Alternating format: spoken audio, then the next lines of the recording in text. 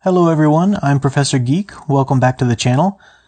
Today I wanted to talk about an issue that's actually getting a lot of attention on YouTube and social media lately, and it's been dubbed Comicsgate.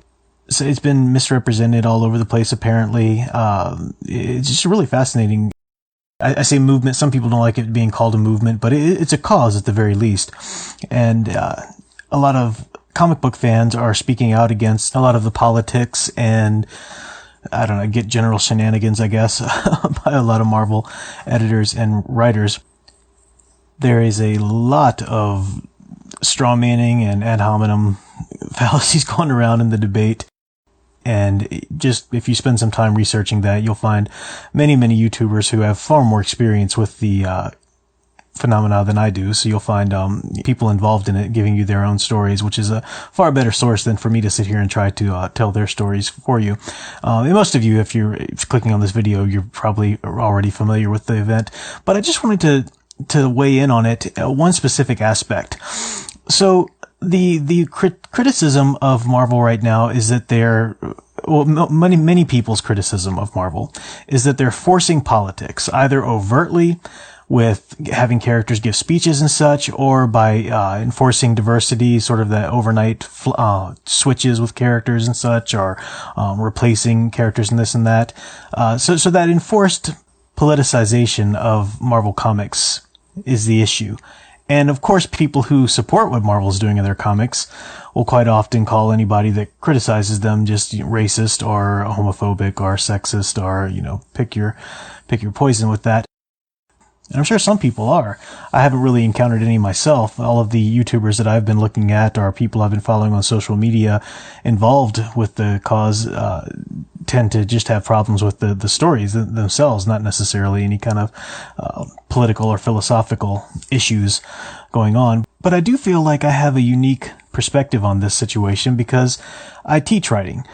No, I'm not a professional writer like the comic book writers at Marvel, but I do have a Master's of Fine Arts in fiction writing. I have studied the nature of fiction writing and how to accomplish effective fiction and stuff like that. So it's something I've studied, I've gained a degree in. I also have a Master's in English, which includes literature and such, but also rhetoric, which is persuasive writing. And I teach both of these things at university. So I teach both rhetoric, how to persuade people to come over to your opinion or your side of an argument.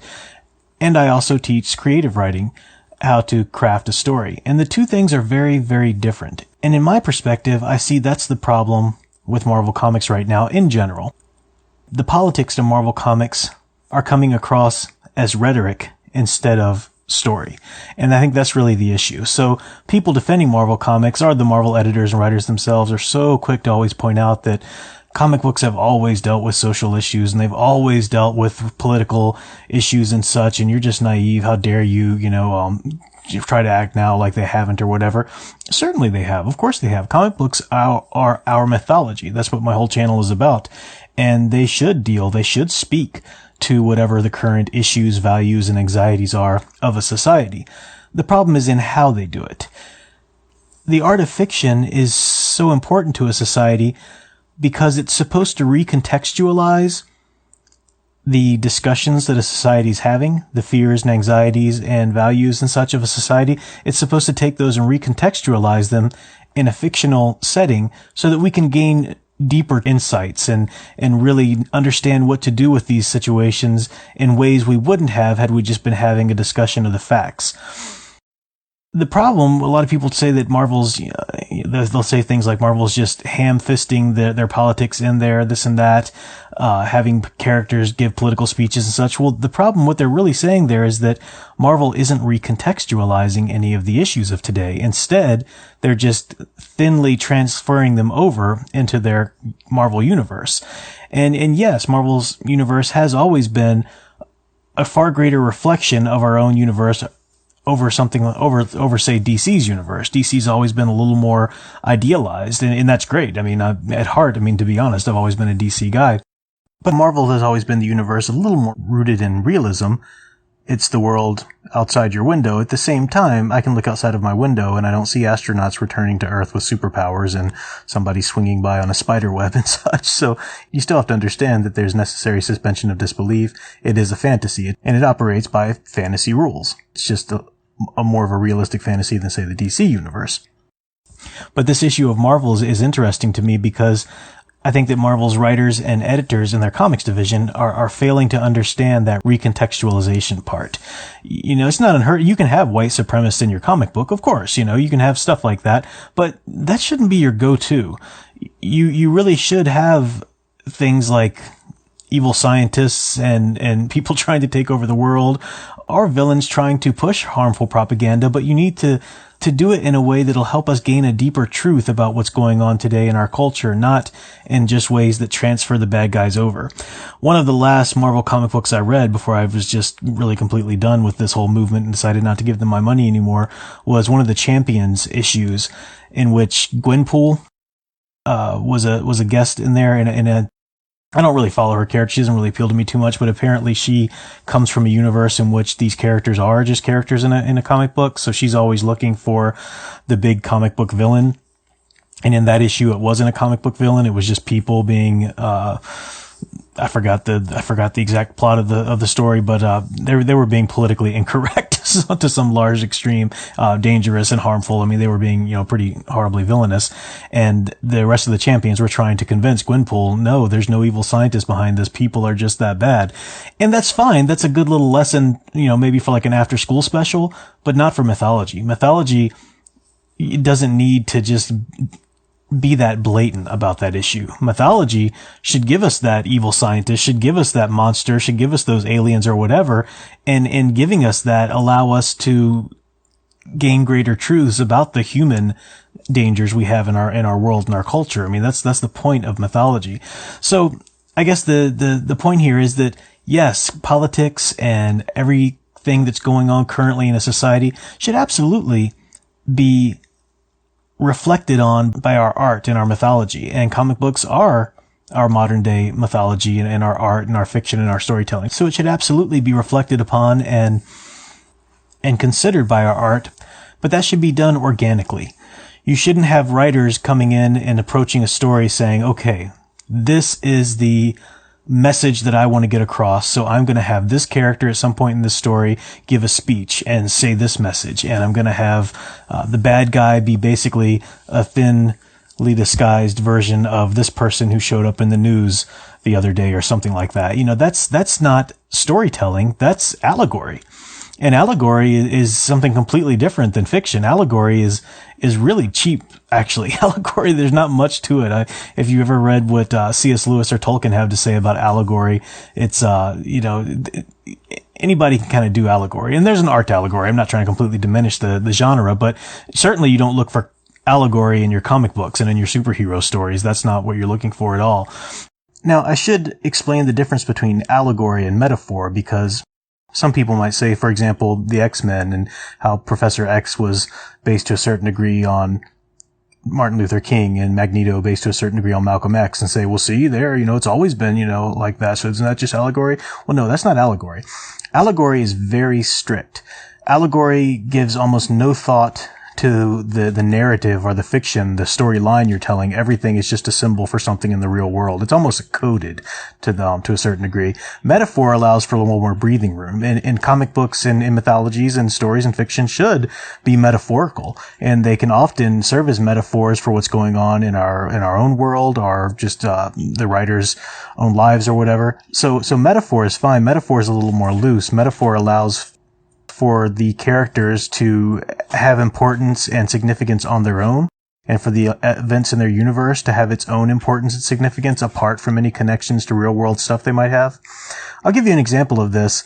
When I was still reading Marvel Comics, I'm a big Ant-Man fan, Scott Lang Ant-Man, and Nick Spencer was doing a run at the same time he was doing Cap Falcon, and before he actually turned Captain America into a Nazi. And it was a pretty interesting idea. He had Scott Lang starting a security business, so he was hiring people and they were trying to provide security And the villains were using an app, basically. There was this app that was going to give you, give supervillains superpowers or whatever. Cool idea, and that's a neat way to stay relevant and stay, quote unquote, the world outside your window. However, because he's Nick Spencer and because he just couldn't resist the chance to preach something political, you had a lot of the villains saying things that were clearly just making them out to be right-wing, Republican, capitalists, and it was just ridiculous. Completely ruined the cool little narrative he built up, completely ruined the story because he had to break his head through and say, see, villains, Republicans are bad, and such. And it was just a perfect example of crossing that line. And the whole magic of the fiction that you've created dies at that point because you've crossed the line from fiction writing into propaganda writing, and you wanted to preach a sermon rather than tell a story. You approach a story with this sort of understanding that you're going to breathe life into these characters and breathe life into this plot. And absolutely, the writer's own philosophies and values, yes, absolutely. If they're doing it right, they're going to make their way into the story, of course. But they should do so in an organic way, which doesn't prescribe them to the readers. They should present them to the readers and then allow the readers to think about them. That is what art should do. Art should communicate these ideas in ways that present them, not prescribe them. And Marvel has completely lost touch with this idea. Marvel is all about writing prescriptions to their readers and telling them this is what you should think and this is what you should speak against and this is what you should believe in. And it's just, that's not going to work. They're never going to, from a fiction standpoint, that's just terrible writing. That's terrible fiction. That's not helping us. From a cultural studies perspective, that's not fulfilling the function of mythology. Mythology should be recontextualizing these issues for us to understand in a deeper way. And even from a rhetoric perspective, even from the perspective of trying to persuade people and convince them of your side, you don't do that by telling them you should do this and this is what you need to do and this is bad and you need to be against this. That's not persuasive at all. You need to treat your opponent in a persuasive piece with respect and lay out all of the issues and be cognizant of their concerns. And then in the end, hopefully sway them and convince them that your side is clearly the most reasonable. So I just, on several different levels, I feel that Marvel is failing this. Now, I'm speaking in broad generalities. Of course, I'm not reading every single Marvel comic, and I've just admitted that I'm not reading their titles anymore. I do keep up with the reviews, and I do keep up, with what's going on basically in the universe. It's nice that Captain America is back now, but I'm still not interested in spending time with even Captain America in that universe, the way they've constructed it and the way they still have it going today. So it's interesting. And the whole Comicsgate phenomenon, movement, whatever you want to call it, is very fascinating to follow. I actually use it from my students when we're talking about logical fallacies, and because you get tired of me. I mean, you can always go into whatever's happening in the world in politics from whatever political party out there. You can always find examples of straw manning and ad hominems and glittering generalities and so forth. But to add a little variety, I actually pull up some of these tweets and articles from the whole debate about Comicsgate and stuff, and you can find just so much of it there. And it's just so frustrating that people won't calm down and speak to the issues rather than trying to just trash anybody that would dare criticize Marvel's comics and the agenda that they have, and what's seen by many people is just clearly the good guys versus those evil bad guys, and that's a false binary. Yet another logical fallacy here. So so much silliness going on there. But there are a lot of great YouTubers who are covering the issue, and no one's above reproach. I've heard people who are going a little too far or perhaps unnecessarily going a little too insulting here or there again. But I think important things are being said, and it's exciting to see them with the tools and with the platform of social media and YouTube. It's exciting to have these things said by the people. So you really have the idea of mythology coming back to the people. The people have the power over it, because that's the thing. Marvel owns the rights to these characters. No, we can't just write our own Spider-Man or Captain America stories and sell them. Of course not. Marvel owns the rights, but Marvel doesn't own these characters. Marvel doesn't own this universe. The people, the readers own. They decide which of these stories make it, which of these stories will continue to be told long after the title is decrepit and dead. I mean, that, the people decide on what makes it into their cultural mythology and what lays forgotten by the wayside. So, interesting movement. If you haven't heard of it, it's worth checking out and following some interesting things that are going on with it. But at any rate, I'd love to hear what you think. What are your opinions on the whole issue, or what are your opinions about what I said there in terms of the specific issues of the way you approach fiction to recontextualize issues and cultural fears, anxieties, and such, are the social function of our mythology and how it's really supposed to operate, and just the simple principle of rhetoric. You're not going to convince somebody by insulting them and beating them over the head. So that's all for now. I will be back at the beginning of next week with another video. Until then, keep enjoying and digging deeper into the superhero stories you love. Thanks for watching.